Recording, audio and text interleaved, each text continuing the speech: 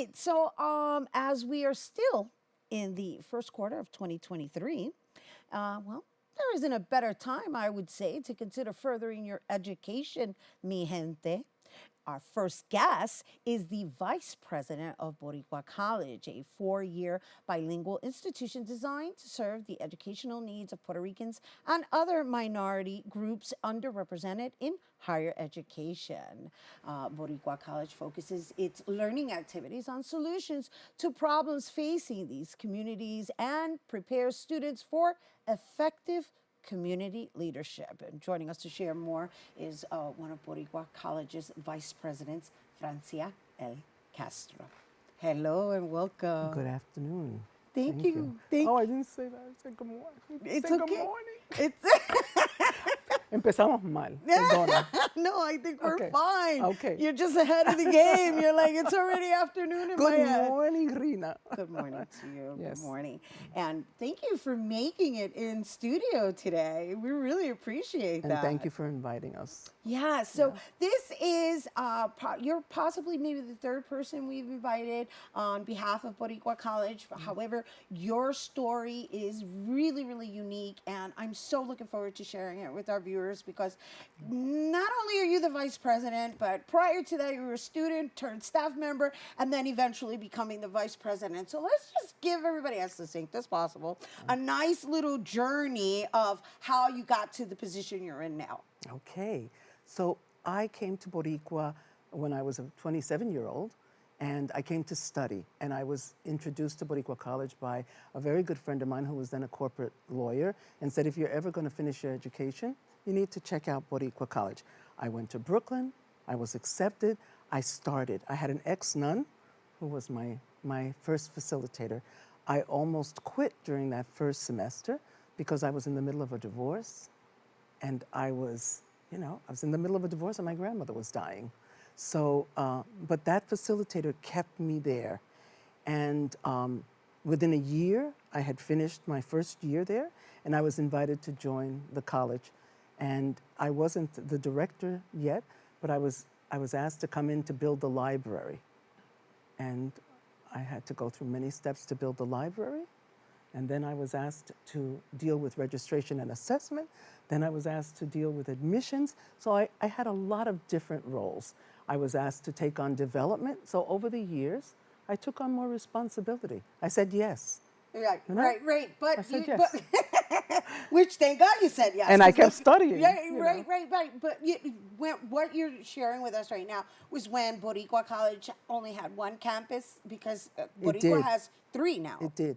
I was living on Grand Avenue in the Bronx with my 2 small children, and I would travel from almost Fordham Road all the way into Brooklyn to study at 9 Graham Avenue. And that was at least 3 or 4 days a week. And I lived with someone who took care of my children because I was in the middle of that. Right, divorce. you were in the and middle so, of divorce. So somebody had a home. I lived in that. I had an apartment in that home. And this woman, Margarita Gonzalez, would take care of my children, get them bathed and ready for bed. And I would come home very late from those studies. You know? Why was it so important for you to complete with Boricua College and continue there all the way in Brooklyn? And not only that, you've made it your life's mission, which we're going to get to. It is my life's mission. You know, I had gone to boarding schools where I was the only Latina, probably the darkest person, you know. Right. My mother found these schools for me, you know, and so she put me out in College Point, you know, when I was in kindergarten. I would come home on weekends, and I was in a very strange environment, you know. I was Puerto Rican. I was asked to speak Spanish at home.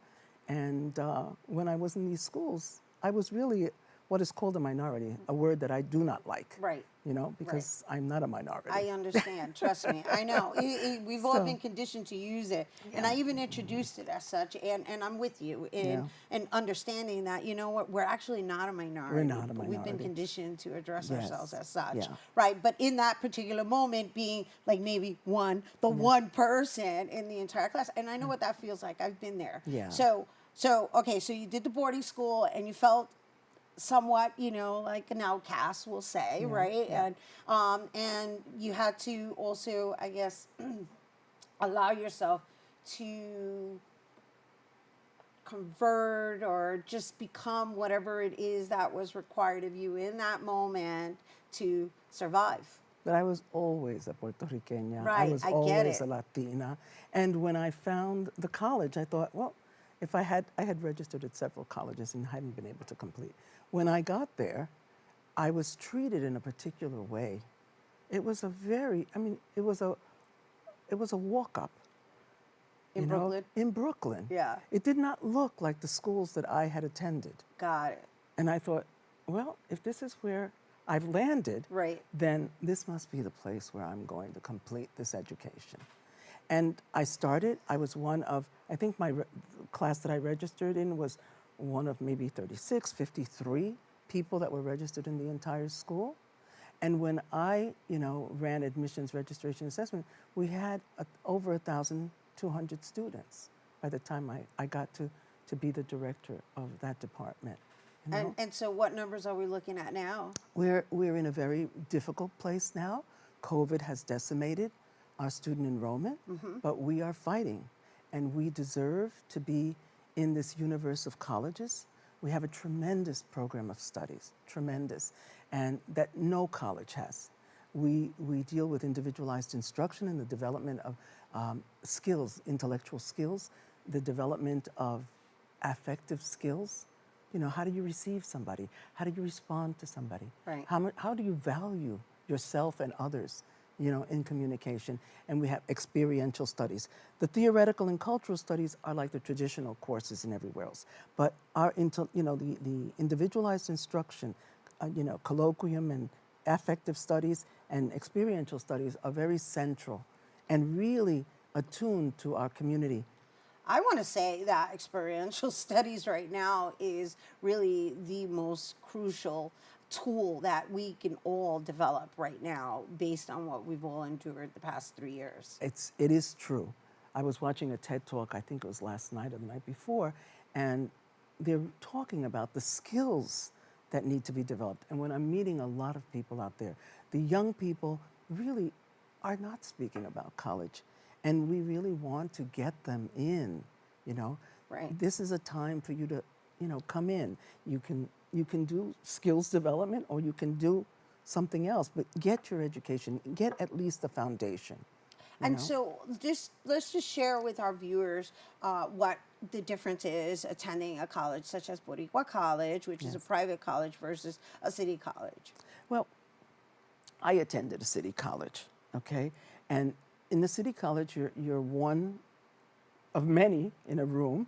You're sitting in a class of 20, 30 people. You've got somebody in front of you.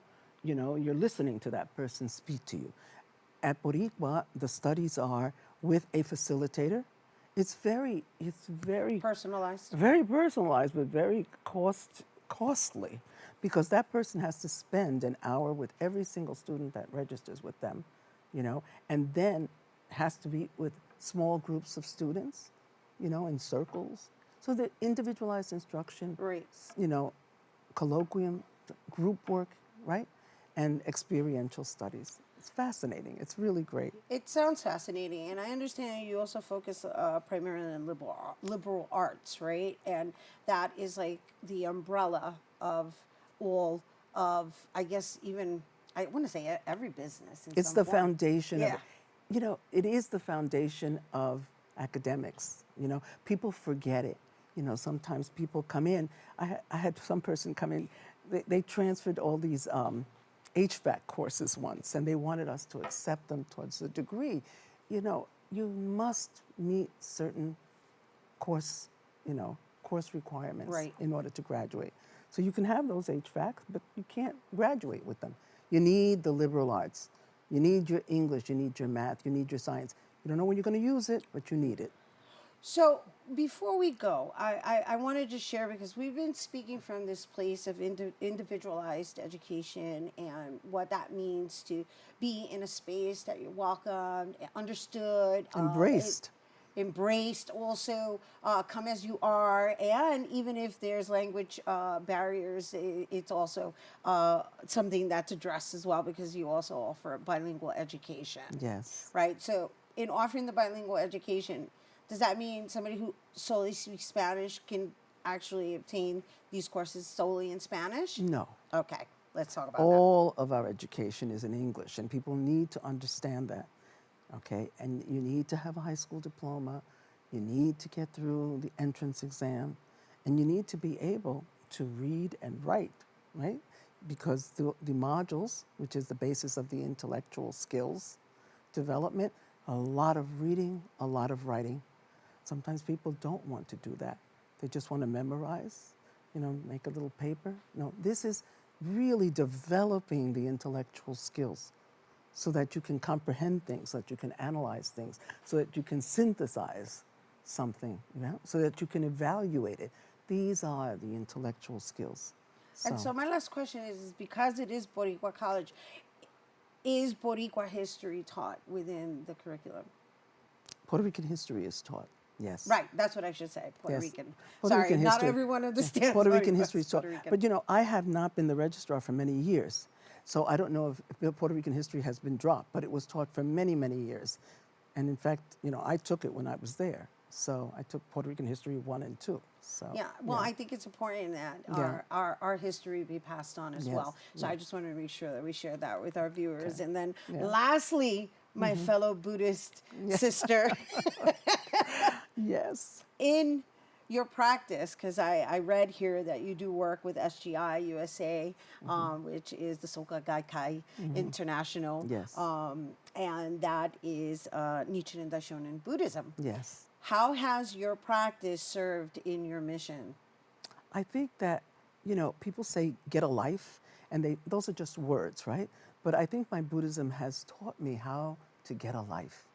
I have developed a life, a very big life, and I've created human revolution within myself.